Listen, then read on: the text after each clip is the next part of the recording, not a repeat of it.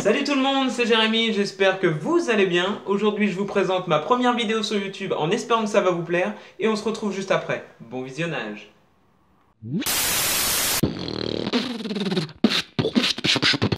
Dans le jeu, on achète nos Pokéballs avec nos Pokédollars pour capturer les Pokémon afin de compléter notre Pokédex. Et bientôt, Sacha va s'inscrire sur Pokétube et faire plein de Pokévidéos afin d'amasser plein d'argent pour se payer de la Pokédrogue et des Poképutes.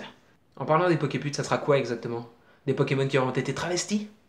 Ça suffisait pas de les faire combattre dans une arène à la manière des combats de chiens? Non, parce qu'avec les Poutons, on n'en est pas loin des Poképutes. À moins que ça soit un prototype du concept. Après tout, ça serait la suite logique des choses, étant donné qu'on trouve déjà des jeux d'argent dans le jeu comme le Casino de Céladopol. Est-ce que si je fais rouler un peu à Voltorb, ça devient un électrode? Le parc safari? Non mais c'est une abomination. Déjà, tu payes, c'est payant. Non, sans déconner. Tu payes pour rentrer dans un parc qui est rempli de Pokémon, et toi, muni de tes appâts et de tes cailloux, tu vas les appâter pour les capturer dans les balls prévus à cet effet. Donc tu caillasses la gueule d'un Pokémon après avoir vu qu'être sympa en lui balançant un ou deux appâts ça marchait pas, et tu t'étonnes qu'il prenne la fuite. Mais t'as raison, c'est pas normal, il doit être mort de fatigue, mais rentre dans cette Safari Ball! Dresseur de Pokémon, waouh, c'est cool hein. C'est cool, mais c'est pas un métier. Alors à moins que ce soit ton hobby pendant que t'attends que le Poképôle emploi te trouve un travail, car ça ne paye pas, dresseur de Pokémon. C'est véridique. Donc si tu ne veux pas que tes futurs Pokégosses aient besoin de faire leur lipoutou pour payer leur Pokétude, ça serait bien de te mettre à la recherche active d'un Pokéjob. Et ne me dites pas que dresseur de Pokémon c'est l'équivalent réel de dresseur d'animaux, parce qu'excusez-moi, mais balancer des cailloux sur la gueule d'un Pokémon pour l'apprendre à obéir, moi j'appelle pas ça du dressage. Est-ce que certains de vous ont fait aussi comme moi de mettre leur Game Boy au soleil pour essayer de trouver quelque chose dans cette putain de grotte Onosferalti parce qu'ils avaient pas trouvé la compétence Flash? Elle est où cette compétence? Elle est où? Est-ce que toi aussi tu te rappelles du nom des différentes capacités spéciales qu'on peut trouver dans le jeu alors que ça fait presque 10 ans que t'as pas touché à une Game Boy? Par contre, si tu te rappelles du nom des CT par cœur, et je rappelle qu'il y en a rien que 50 dans le premier jeu, t'es juste un malade, c'est tout. Malade va! Vous savez comment s'appelle le professeur qui nous enseigne tout dans Pokémon? Oui, on parle bien du même, le professeur Chen. Et vous savez pourquoi il s'appelle le professeur Chen? Parce qu'il nous prend vraiment pour un gland.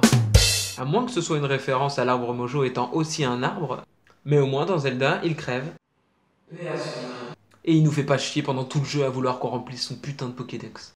Ah, pour le nom des Pokémon, les mecs ont mis le paquet sur les starters. Une salamandre avec une mèche, salamèche. Un reptile avec une étincelle, reptincelle. Un dragon avec du feu, dracofeu.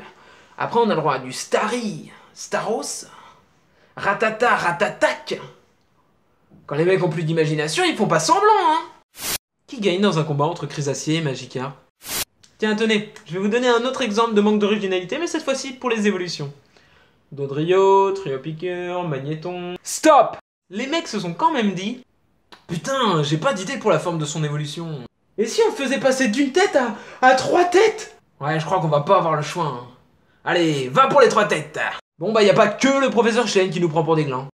J'ai commencé l'aventure Pokémon avec la version bleue sur Game Boy, et c'est d'ailleurs la version sur laquelle j'ai passé le plus de temps. Et toi? Quel a été ton premier jeu Pokémon? Voili voilou! Tu peux me dire qui utilise encore cette expression aujourd'hui? Ouais, je sais. Je sais pas ce qui m'a pris. C'est pas grave. Enfin, c'est pas si grave. Un peu quand même. Tu refais pas. N'hésitez pas à me laisser un commentaire pour me dire ce que vous en avez pensé et un pouce bleu si ça vous a plu. Vous en voulez encore? Alors abonnez-vous à ma chaîne et suivez-moi sur Facebook et Twitter si vous souhaitez savoir quand sortira la prochaine vidéo. En attendant, partagez celle-là à tout le monde. Oui, j'ai dit tout le monde. Abonne-toi, maintenant. Partage cette vidéo.